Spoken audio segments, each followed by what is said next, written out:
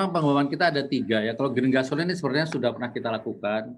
Jadi di tahun 2018 dan tahun 2019 kita sudah lakukan di Cilacap, uji coba dan ini juga masih uji coba sifatnya, kita bisa, mengolah sampai dengan, 20% untuk green gasoline, kemudian di Cilacap bersamaan juga, eee, 20% juga namun hasilnya sangat berbeda. Kalau di Pelaju itu kita lebih bisa, meningkatkan kualitasnya, artinya dari sisi kualitas maupun volumenya, sedangkan dari Cilacap ini berkebalikan. Itu karena apa? Karena memang bahan bakunya berbeda, dalam artian, di sana menggunakan gas oil atau fraksi diesel, sedangkan yang di Cilacap menggunakan fraksi residu.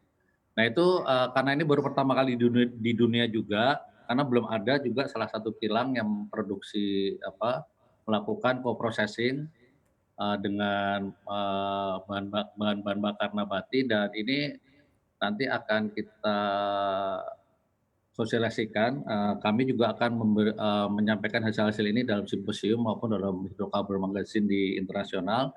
Harapannya itu adalah kita nanti bersama-sama bagaimana unit, yang kita sebut ini adalah catalytic cracking ini atau pengerahan katalis ini bisa memproses semua 100% dari bahan bakar nabati. Itu untuk yang green gasoline itu mungkin masih lama juga ya kalau untuk 100%-nya. Kemudian yang untuk green aftur, jadi green aftur ini juga kita akan mencoba nanti, uji coba dulu tarafnya di tahun 2021 akhir. Namun itu masih campuran ya, artinya dari green green afturnya itu hanya 2%, kemudian nanti fosil afturnya sekitar 98%. Nah nanti diharapkan yang tadi di mana itu, di Cilacap itu kita bisa switch, ke green aftur semuanya di tahun 2022 akhir seperti itu, Mbak. Jadi itu adalah timeline-nya kami dan juga, memang, kami terus mengembangkan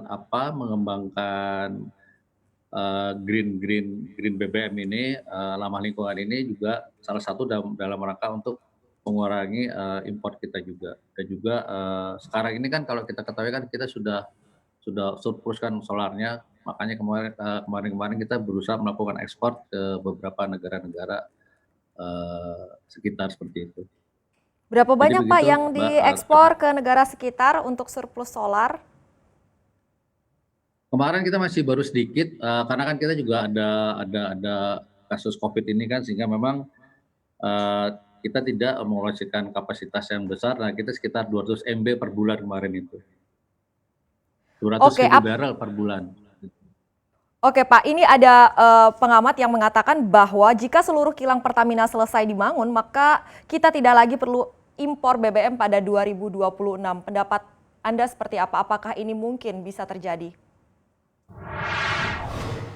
Kalau saya rasa bisa bisa Mbak, karena kan sebenarnya kan, dari kita kan sebenarnya kan dari solar itu kan juga mungkin berapa tahun ke depan ini kan akan berlebih ya, dan akan berlebih sehingga diharapkan nanti solar ini kan bisa kita convert juga. Ada beberapa teknologi yang sudah dilaksanakan bahwa solar ini bisa di-convert menjadi gasolin seperti itu. Jadi saya belum menghitung memang teman-teman belum menghitung, tapi saya yakin di tahun 2026 ini kita juga bisa mandiri seperti itu. Seberapa jauh kita bisa memanfaatkan sumber daya alam kita yang ada seperti itu, Mbak.